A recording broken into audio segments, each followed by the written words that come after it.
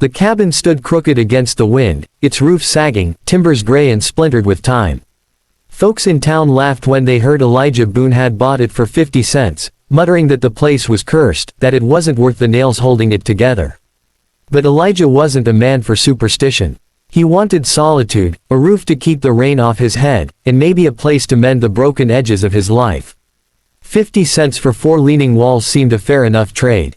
The night he first stepped inside, the air struck him strange, musty, damp, and weighted with something that wasn't just dust. His boots creaked across warped planks, and his lantern threw shadows that stretched and twisted like things alive. He told himself it was only his mind, tired from the long ride out. Yet a shiver walked up his spine, like unseen eyes trailed him from the corners. He found a bed frame without a mattress, a table with one leg shorter than the others, and a heap of hay piled suspiciously high near the back wall.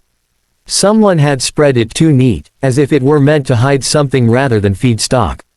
Elijah bent, pushing his hand into the pile. That's when he heard it, the faintest rattle, metallic, hollow, echoing up from beneath the straw. His hand froze. The lantern flame flickered, coughing shadows across the walls. A second sound followed, the dragging scrape of chain against wood.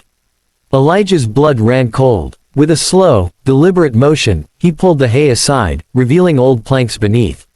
Some were loose. He wedged his boot into a crack and pried one up, breath shallow. What he saw below turned his marrow to ice. A pair of eyes stared up at him, wide, terrified, ringed with grime and tears. A woman's face, pale as death, streaked with dirt, lips trembling. Her wrists were bound in iron shackles bolted to the beams below. "Help!" Her voice broke like a brittle twig. "Please!" Elijah staggered back, the lantern nearly slipping from his grip. For a heartbeat he thought he'd gone mad, that the cabin's curse had twisted his senses. But the chains rattled again, undeniable, echoing into the hollow space beneath the floor. She was real. Dropping to his knees, he lowered the lantern into the cavity. The woman flinched from the light, lifting her shackled hands as though to shield herself. Her hair was tangled, her dress torn, yet her eyes, green as prairie grass after rain, pierced him with a plea that clawed at his soul. "Who did this?" Elijah rasped, his throat dry. She shook her head, tears carving clean lines down her dirt-streaked cheeks. "Don't ask. Just, free me, before he comes back." The words chilled him. Before he comes back. Elijah's hand moved to his sidearm, though no enemy stood before him. He forced the floor wider until he could reach down. The iron was heavy, cruelly tight around her wrists. He tugged, but it wouldn't give. He'd need tools, an axe, a wedge, something stronger than bare hands. "Hold on," he whispered, his voice steadier than he felt. "I'll get you out." Her eyes flicked to the door, then back to him. Panic sharpened her tone. "Please, hurry. He doesn't like when strangers come here." Elijah's heart pounded. The weight of her fear pressed against him like a storm about to break. He snatched his hatchet from the wall, braced the chain, and swung. Sparks flew, wood splintered, but the iron only bent. Another strike, then another. The sound thundered through the cabin, loud enough to wake the dead. And then, in the silence between blows, he heard it, the crunch of boots outside. Slow, purposeful, approaching. Elijah froze, breath locked in his chest. The woman whimpered, tugging helplessly at her chains. Whoever had done this was coming back. The door groaned open. A man filled the frame, broad-shouldered, beard wild, eyes cold as river stones. In his hand gleamed a rifle, cocked and ready. Well, the stranger drawled, voice low and venomous. "Looks like my little secret's been found." Elijah straightened, axe in hand, pulse hammering. The man's gaze slid past him to the shackled bride beneath the floor. A cruel smile curled his lips. "She's mine, stranger. Paid good money for her, fair and square. You best set that axe down before I send you to hell." Elijah's grip tightened on the hatchet. His stomach churned, but his jaw set firm.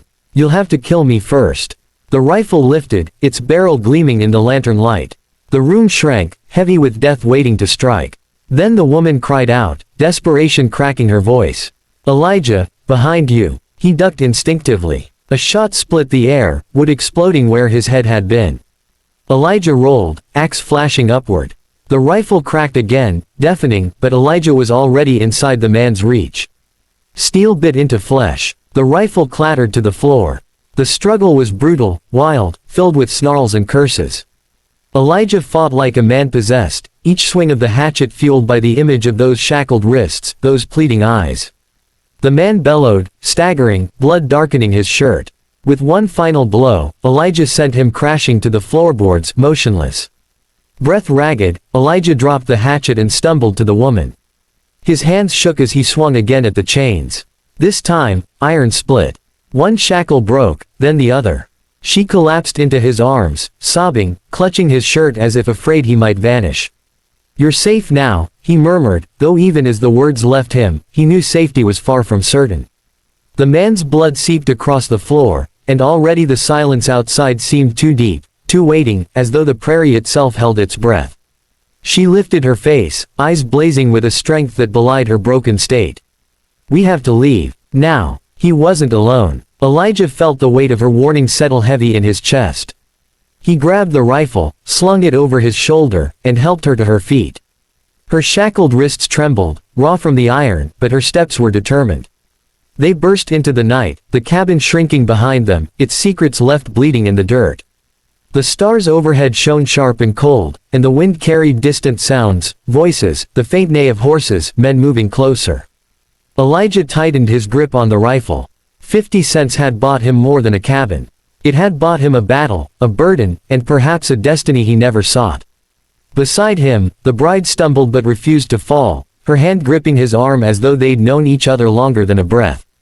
He didn't know where the road would lead, or what enemies would rise from the shadows of that cursed place. But one thing was certain. He would not let her be chained again. The prairie night swallowed them whole, leaving behind the crooked cabin, the blood, and the promise of a storm yet to come.